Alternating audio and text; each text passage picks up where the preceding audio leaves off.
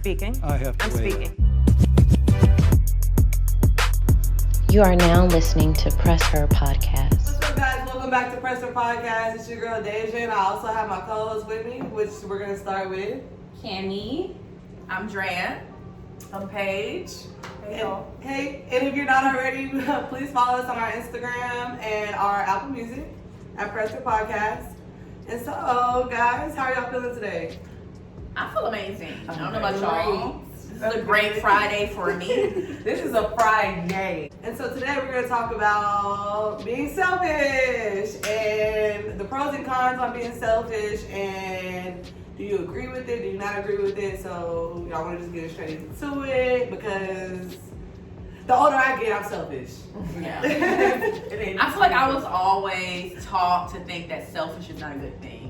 Yeah. And I get being selfless, but there is a beauty in being, involved in yourself and owning and honoring yourself. I agree. And I also feel like it's like life lessons. And like when I say getting older, I feel like it means like you went out your way to be everything but yourself for somebody else. And it doesn't make you happy at the end of the day. So I totally agree with being selfish. I do empathize in a lot of situations, but I do think that being selfish is definitely the way that I'm gonna live for a while, simply because it is about me. This is my life, and I'm my own person, and I'm gonna die alone. So, And then I think by definition, it literally states just a lack of consideration for somebody else and just focusing on you, which is not saying like a disregard or just like something negative has to happen to that other person. It's just saying, hey, that person can do what they want to do, but I'm going to do what's right for me. And I think we need to normalize that. And I think societal norms is just like, oh, you have to consider other people for the things about you, the things that you do. But essentially, like, none of y'all can tell me what's good for me. I have to figure that out for myself. And I think that goes a long way to say, like, what I'm doing is good for me, and if that's selfish, that's selfish. I want to have that adjective on me. I think that's funny you say that, because I struggle with some things that I think that is good for me mentally, and then I tell myself that that's selfish of me to just think about myself. And so sometimes I kind of battle between should I do this because it's best for me and it's in my good mental health and just good for me overall, or should I just do this because it will be the selfless thing to do? So I think it's good that we're talking about selfishness, because at some point I had to realize that sometimes it's good for me to stop and say, hey, this is not good for me.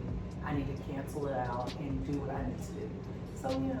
But I think that's one of the good things about being selfish. When you're trying to figure out what's great for you, you really have to zone into yourself and really become self-aware and focus on what you like, what you don't like, and analyzing your life in every aspect. So, a lot of people think that you taking that time for yourself and not doing the same things you're used to doing for them and not being around and being as accessible as you used to be, they take it as being you selfish, and you're not engaging with them, and really you're trying to figure yourself out. So I think that's when I realized that it's okay to be selfish, and I need to be selfish right now. And everybody can hate me in the world right now, but I feel great because I'm learning myself and I'm learning what I like. Thin line, Yeah, right? I think that's one of the good things about being selfish. emotionally selfish. Not like selfish as in like, we got a whole plate of food, and I just not that type of I'm that little selfish too sometimes though. But that's a different definition. It's called stingy. So that's what I'm Let's talk about it. Hey! So we talked about, so we got the benefits of being selfish. When does being selfish turn into something else, something negative for you all? For me, I think that there's a thin line between being selfish into your terms emotionally, focusing on yourself, Right. and your self-care in a sense. But then there's also when you're too self-absorbed because you're bordering being narcissistic. Do you think there's a commonality between those two terms? I think so. I think there's a thin line between being a narcissist in a selfish way and being just flat out selfish. I think a narcissist kind of manipulates the person into thinking that they are this horrible person for even going to go get a damn pedicure, manicure. You know what I'm saying? And I just want to make it in layman's terms, like, so you guys could understand where I'm coming from. I think a narcissist literally will try to make a person feel bad for going to go get a mani-pedi, this is an example, and they'll try to say, oh, you're Doing something for themselves. Yes, I needed you, and I needed you to be here to read this book for me, but they mentally needed to go get a mani-pedi because that's their self-care. And so if you're, not to say weak-minded, some people get caught up in it, and some people, you know, at their mani-pedi and they feel bad, and now their whole mind is disrupted, and their whole, you know, mood is disrupted because you have this narcissist person that's telling you that what you're doing is not okay. So it is, to me, it's a thin line between a narcissist and then a selfish person. It's just a difference. One is kind of, One's a mental illness. an evil person. Yeah, one's mental illness, and then one's, I wouldn't even Just say that. evil. I would just say, just by clinical definition, a narcissist is someone who is so involved and engulfed in themselves that they can't see anybody else's perspective. So, It's for self-gain. Yeah. Always for self-gain, sorry. Exactly. No, you're right. I think excessively involved in anything can be too much. Like if you have too much water, you can drown internally. Surplus in anything is bad, right? So it's all about balancing and maintaining. And I think selfishness is a good thing. I think when you become, when it gets to negating or making other people feel bad, that's when it becomes like a negative connotation. That's why they say, like, if you deal with a narcissist, the only way out is to disengage. yeah, separate yourself. Because you cannot convince someone who's that self-absorbed in themselves and their self-gain in your terms. You can't convince them that they're wrong or they're not seeing your point of view or that they should be open-minded. So, Well, okay, so we're gonna switch it up a little bit. So in relationships, is it still okay to be selfish? And what does selfish consist of in a relationship? Like, what do you think? What is too far, or what is? So basically, because I am the type of person, I'm gonna do what makes me happy regardless. Like, I don't care about the consequences because I've lived a life where I've seen a lot of young people leave, you know, Earth. So I just kind of I'm just that type of person. I'm gonna do what I want to do when I want to do it, and if it makes me happy at that moment, I need to be happy. right? Yeah. But at the same time, when I'm in a relationship, I'm also very giving, caring, understanding. You know, like, so basically, like, when is it too much? Like, because say I want to go to the gym that morning, but he wants breakfast, or like, you know what I mean? What is? I think that's a selfish act because you should consider what makes your partner happy. So if going to the gym in the morning is a self-care act for you, and me just wanting you to do something for me, I want breakfast today, like, I think that's a selfish act to require. I feel like if it's a one-day thing, yeah, I could take a break off from the gym. Yeah, you can show your love in that way. You know, but if you know that this is what I do, you know what I mean? Is that them being selfish now? It is. For them to be like, To require it as much as they do. If you do this, even say you go to the gym 5 days a week and you make him breakfast 3 days out of the week, and if he's complaining about how I want it 5 or 7 or every day, that's his selfishness. You know what I'm saying? And I feel like every partner has to meet somebody 50-50. You have to go halfway. And so you have to appreciate the 3 days out of 5 that she does it, because you never know. That could be a struggle for her. She's trying. You know what I'm saying? I think it's just all about consideration. Yeah, at I that completely point. agree. I think it's about knowing your partner's routine. And if you know I'm going to the gym 5 times a week and you're expecting me to do something outside of my norm, then you need to advise me of that prior to me getting up in the morning, saying, hey babe, can you cook breakfast tomorrow? Like, because I really want that. Okay, cool, then I can consider that. But if I'm on my way to the gym and you're like, hey, I want breakfast, like, that's messed up. Honey, Uber Eats. Like, Okay, okay, I got you. Just wait a minute. Yeah, like, Uber okay, Eats no. said, what do you You mean? talk away. I think there's a quote that's really beautiful. It says, don't be my peace, be at peace with yourself so that way we can be cool together.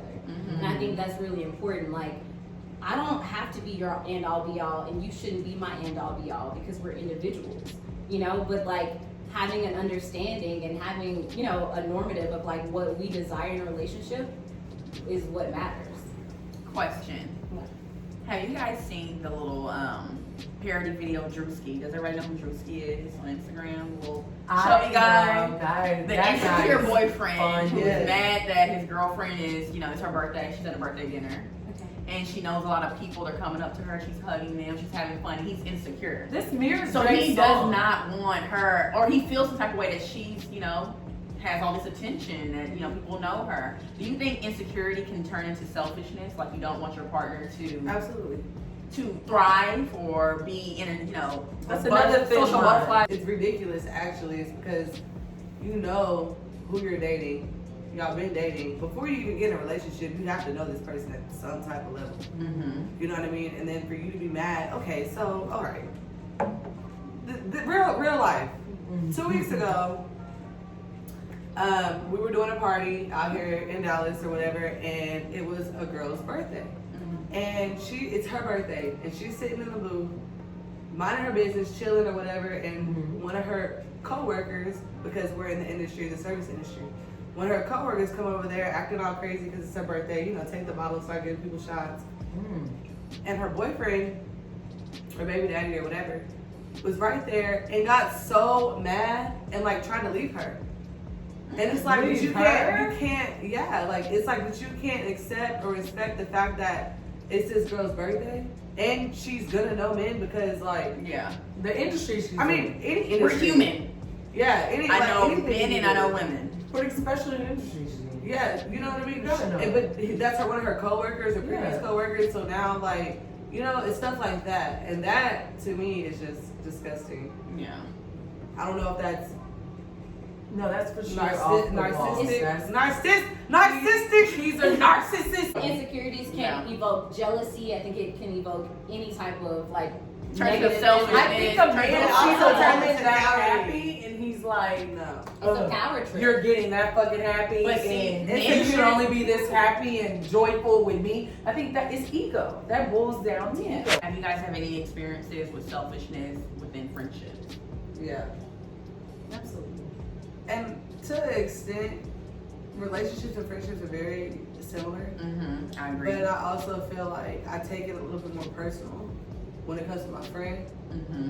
When it comes to a selfish aspect or like I automatically get offended more so than I would with like a partner because I think this generation has trained you to already low-key be disappointed in a partner. So You're speaking facts for me. yeah.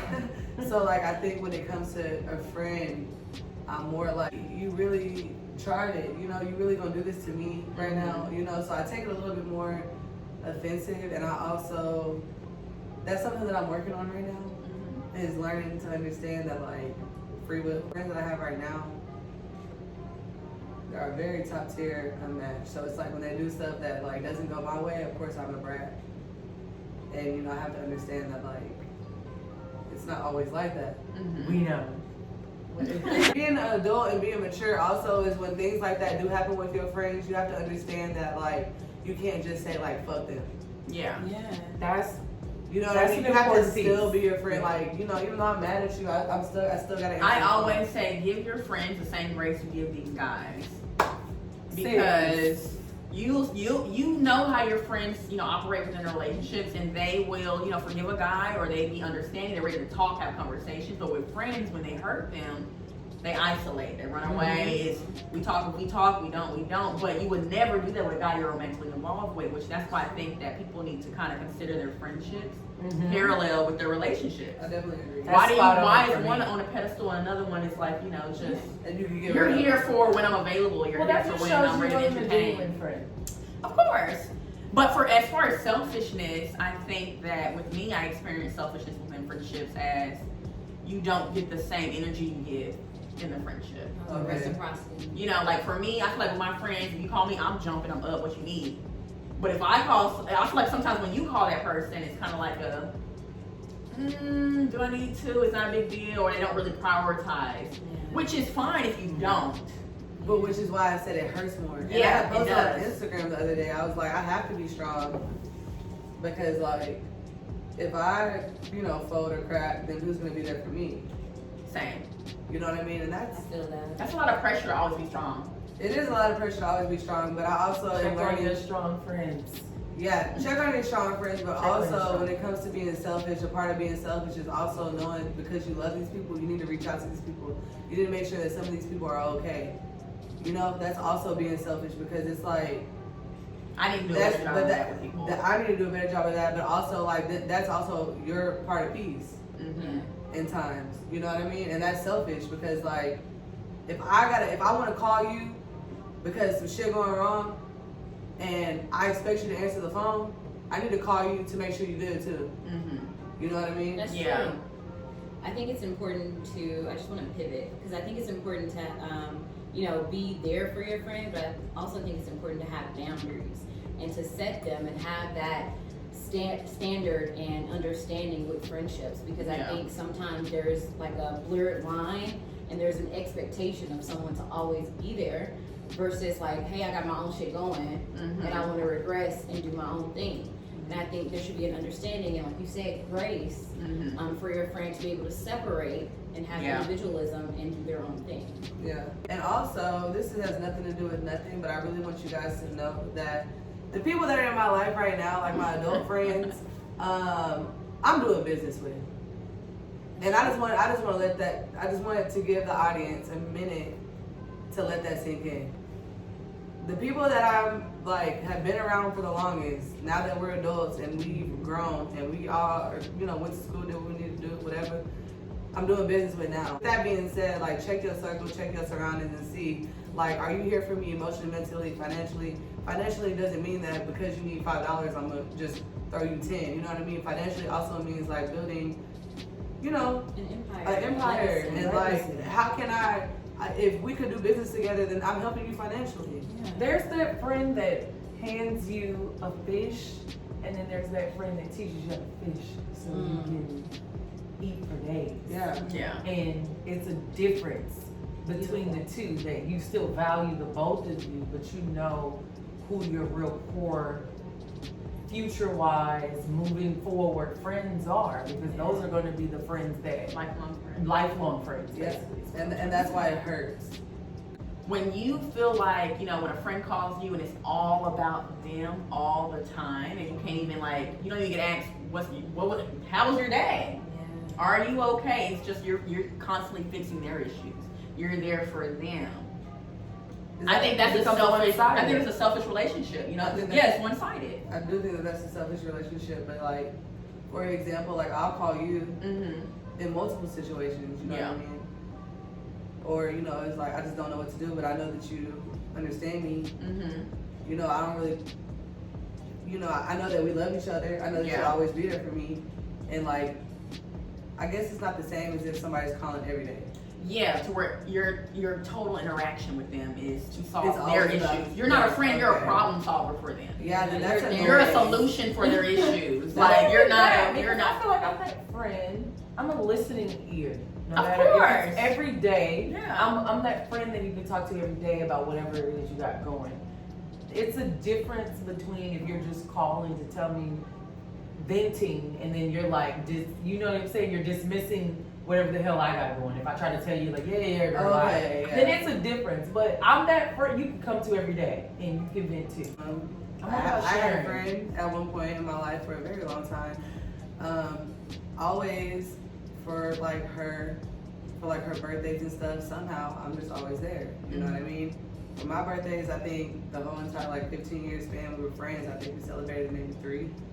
That's crazy. I know, sis. Birthdays is a telltale all. I always say that about friends. People who can't celebrate you because the day's about you.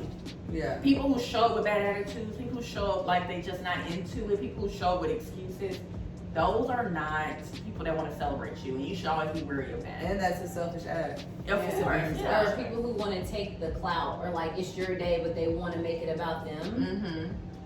That's a telltale sign. I could be having fever. If I know it's one of y'all birthdays, you would never know until the next day, maybe. I think that girl, I was dying of fever, but I wouldn't let you know that.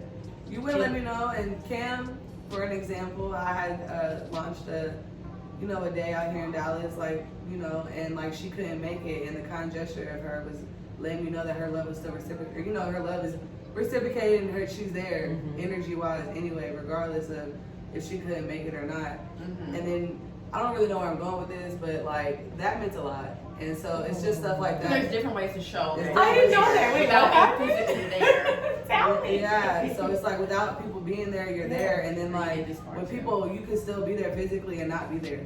Yeah. But that's what I mean, your birthday. It's not to say somebody has to show up and just, they're having a really shitty day or they don't feel good or they have to fake it. But those people who really, when a moment is about you and they cannot be there for you, cannot celebrate your wins. That's horrible. Someone who's 40 They'll gonna figure it express out. They're gonna show the expression. No, they want to celebrate your wins. wins. Yeah. Love the combo, ladies. Love it, love it, love it. So there's like pros and cons, of course. We covered them all with being selfish. But I am selfish and I'm not ashamed of it. Don't know about you all. Apply it to me. Period. But we're gonna go up and wrap up the day. So thanks for viewing and tuning in with us. Be sure to follow us on YouTube at PressHer Podcast, Instagram, and thanks for tuning. Bye.